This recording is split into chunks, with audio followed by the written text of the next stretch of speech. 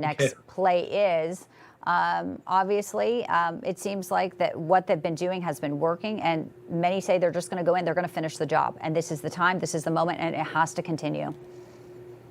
Yes, absolutely. The Biden-Harris administration has not been supportive of the measures by Israel, mostly because they probably have enabled a lot of this with the billions of dollars that they have transferred over to Iran. You know, what was shocking last night during the debate was to hear J.D. Vance actually try to suggest that it was Donald Trump's fault that Iran was more aggressive at this point.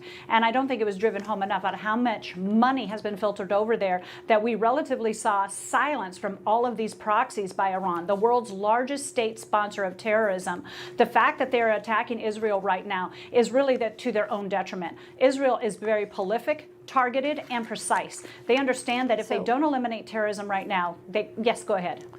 No, so the precise, let's talk about what it is now. No Israeli Air Force aircraft damaged in this missile attack, fortunately. You know, you have some air bases deemed by the IDF as ineffective. That's where the missiles hit. You know, what is the next play here, Blaine, to you? Is it taking out oil fields? What is a counterattack? How does it look?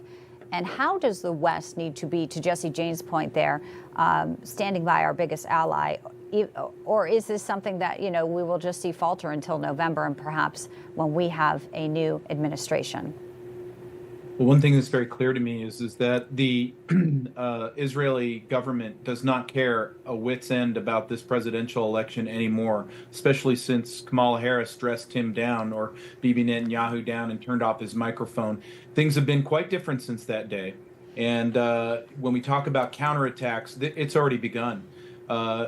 In a clandestine way, Israel is already laying the groundwork for what the response to Iran is going to be. You'll see kinetics. It could target oil infrastructure. I think it likely will.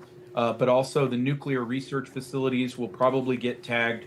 But what I think is probably happening at a covert level is a lot of work amongst the population of Iran that you may never get a better chance to upend this regime than you do right now.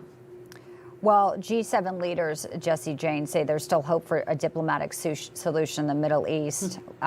They believe it's still possible. The Italian government said on Wednesday. Joe Biden speaking with Netanyahu today. All of this, you know, as you mentioned, came up at the vice presidential debate. And all of this, we know, will move forward. Donald Trump is making it very clear that he had a record where nothing like this was happening. Let's play a little bit of Donald Trump's comments on the trail. I've been talking about World War III for a long time. And I don't want to make predictions because the predictions always come true. We're not going to make, but they are very close to global catastrophe. We have a non-existent president and a non-existent vice president who should be in charge, but nobody knows what's going on.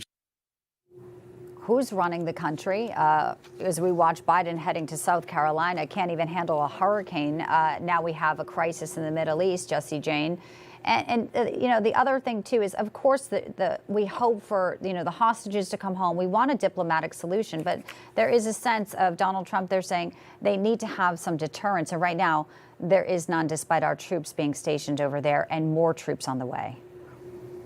The placating of terrorism has started, we saw with the Obama administration, and maybe even before that, where we allowed terrorists to essentially stay free. Since 1983, the leader who had attacked the Marine barracks, and over 200 Marines were killed in 1983, was finally taken out by Israel after the Biden-Harris administration told them to cease fire, not to go into Rafah. And basically, Netanyahu said, enough, I'm going to go after your #1 terrorist on your terrorist list that has a bounty on his head, and took him out. They have placated and placated. The world wants Israel to cease fire, but is not demanding for the release of those hostages and for the terrorists to lay down their arms. And I think Israel's got the right approach.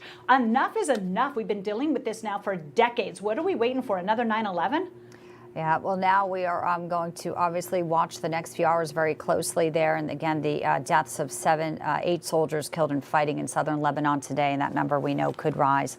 And again, where is the talk of releasing those hostages? Jessie Jane, Blaine, appreciate you both. Thanks for joining us here today. Thank you.